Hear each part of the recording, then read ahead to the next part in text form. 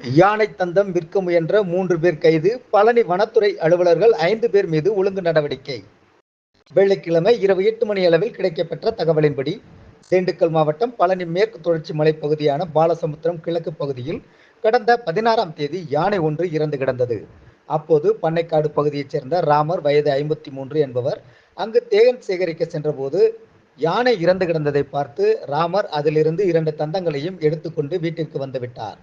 பின்னர் தந்தங்களை விற்றால் அதிக விலை கிடைக்கும் என நினைத்து இது குறித்து கன்னிவாடியைச் சேர்ந்த சோமசுந்தரம் வயது 49 என்பவரை அணுகினார். பழனியை அடுத்துள்ள வயலூரைச் சேர்ந்த கணேசன் வயது 55 என்பவருடன் சேர்ந்து தந்தத்தை விற்க புரோக்கர்களை தேடினார்.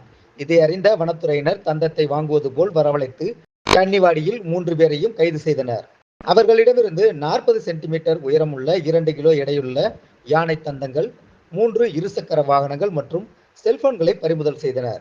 இதனிடையே மதுரை மண்டல வன உயிரின கட்டுப்பாட்டு அலுவலகம் சார்பில் இந்த விவகாரத்தில் மெத்தனமாக செயல்பட்ட வனத்துறையினர் மீது நடவடிக்கை எடுக்கப்பட்டுள்ளது.